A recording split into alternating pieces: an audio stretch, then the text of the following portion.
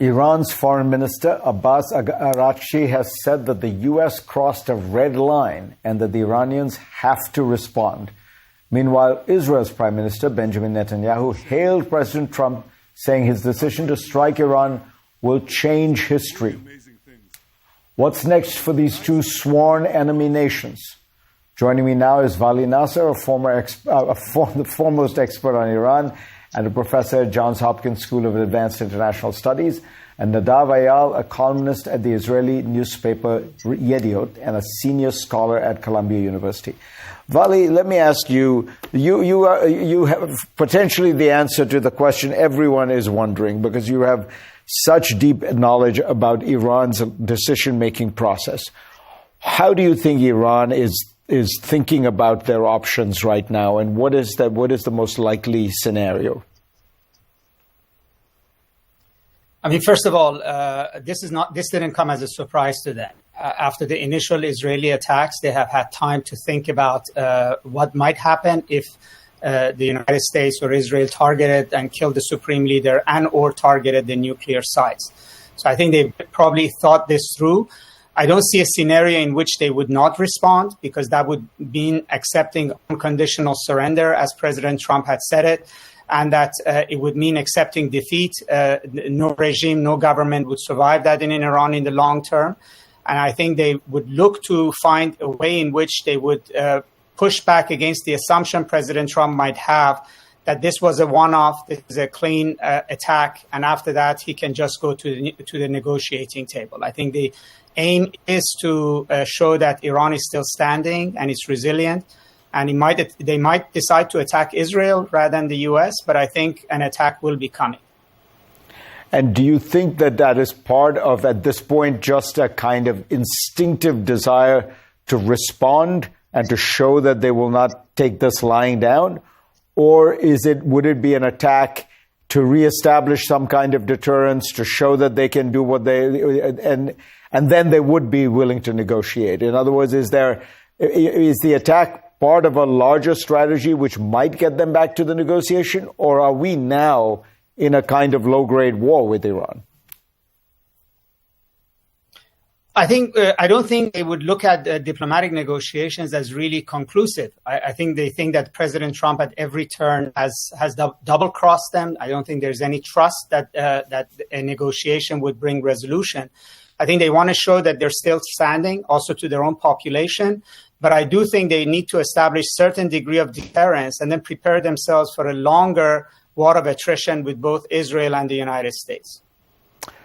Nadav, what is your sense of the Israeli sort of plan strategy here? Because the president and Hetzek and others have been very careful to say this is not about regime change. We are targeting Iran's nuclear program. That's what we want. But Israeli senior officials have not been that restrained, shall we say. They have talked about, including Bibi Netanyahu himself, the idea of a regime change, how much better Iran would be without it, how the Middle East would be transformed. What's the theory there, and do they not worry about something like Iraq? Well, first of all, for them, they're entertaining the idea, Fareed, okay? But they're not, if you talk with the serious people in Israel, they don't think that Israel could lead to a regime change. It can undermine the regime. It can hurt and damage symbols of the Islamic Republic, but it can't lead to a real regime change in Iran. And they want this floating. They want to signal to Iranian opposition figures and maybe to movements within the Iranian society that Israel is out there and now could be an opportunity. But will they wait it out? Will they drag this war to see if there's a regime change in Iran? The answer is absolutely no, not at this point. They understand that Israel has had a tremendous military success with this. And it had a diplomatic success with the U.S. green-lighting the Israeli operations, and now with the U.S. joining. And they understand that the Israeli home front is taking these hits of devastation, and they just can't wait for a regime change in Iran to happen as a strategy. But will they help if they can, or if they see demonstrations in the streets, which we're not seeing right now? Absolutely. And this message, this is not against the Iranians. It's against the regime. It's a very strong message coming from Israel. It relates to our history. Look, Israel and Iran during the Shah had a great relationship, diplomatic relations. Flights of El Al were flying from Tehran to Tel Aviv directly all the time. And for Israel, this is really the crown jewel, if you can get a regime change there. But is it a strategy right now? The answer is no. We are back with Vali Nasser and Nadav Eyal talking about the next moves for Iran and Israel. Vali, I wanted to ask you the regional context from Iran's point of view, because it must be very disappointed. Its allies have not really come to its rescue. Hezbollah, the Houthis, obviously not Hamas, Syrian regime is gone. Do they feel very isolated in your view? What are the, what's the regional dynamic from their point of view? Yes, I do think they feel very alone. I mean, there's a lot of support, diplomatic and emotional from on the Arab street or calls for support and brotherly relations from their neighbors, but this does not amount to strategic support. I think the way they see it is that the proxies were supposed to be a first line of defense and also to deter Israel. That has collapsed. Now Israel and the United States are fighting Iran directly inside its soil. And I think that plays into the mindset Iran needs to do is to create time and space to build a deterrence that would actually protect the country in the absence of the proxies and the fact that its missiles are not a match for Israel's or the United States.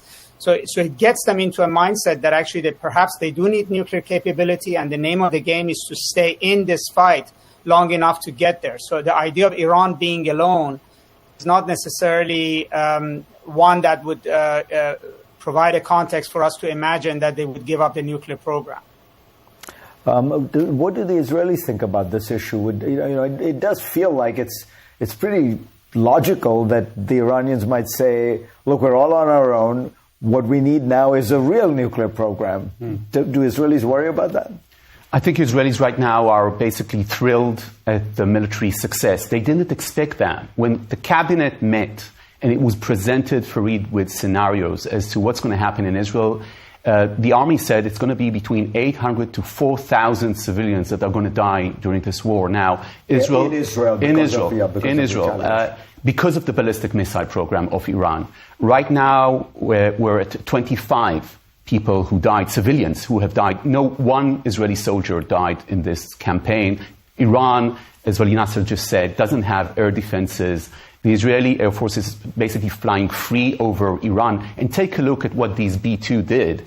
They bombed, but the U.S. didn't do any operation before that because it had a freedom of flying over beyond its stealth technology. So for Israelis right now, the idea that Iran would try to break for a bomb sounds a bit fantastic, considering that President Trump has committed himself to this position that the Islamic Republic cannot have a nuclear weapon, and that Israel has an operational freedom over Iran. It's not there. And after October 7, and I think this is the major point, something changed with the Israeli psyche. It's very much criticized around the world as a result of what's happening in Gaza. But this change is about the Israelis saying, look, if you threaten us and if you say that your state policy or your organization policy is to destroy us, we're not going to be fearful as to the results of our actions anymore. We're going to do it. And this is, to an extent, a consensus. And Netanyahu understood that consensus, and he's riding that consensus very successfully in recent weeks, specifically with Iran. Vali, what about that? You know, Iran is going to be constantly monitored by Israel. They have no air defenses. That's the context in which, can they really reconstitute a deterrent of some kind? Well, the Israelis will happily go in and bomb any movement they see around Fordo, Natanz, or anywhere else. Exactly. I mean, this is going to be a game of cat and mouse, a race between what the Iranians can do and what Israel or the United States can destroy, which means that for the region, they have to, particularly the Gulf countries, have to prepare themselves for a rough ride for a period to come. I think the Iranians will try to kick out IAEA inspectors. They will take their program underground. They would make it dark. And it will not be as easy to see what they've been doing or what they're doing as it has been for the run-up to these attacks. So what you're predicting in a way is a much more opaque Iran and a much more opaque Iranian program. Quickly, we have 30 seconds, but the big winner is Bibi Netanyahu. He gambled that Hezbollah would collapse. It did. He gambled that the Iranians would collapse. And, at least so far they have done so. And he gambled that Trump would join in once the operation seemed successful. Yes. And Trump did. He didn't only gamble. To be honest with that, to be fair, he worked very hard. This was his raison d'etre, in his career, attacking Iran, attacking Iran's nuclear program, saying this is the major threat, and convincing the U.S. president to do that. The first U.S. president to do that is impressive. He's enjoying this in the polls right now, but let's remember, October 7, and the memory of October 7 is still there, and Israel has 20 hostages in Gaza. Their situation hasn't changed as a result of the Israeli success in Iran.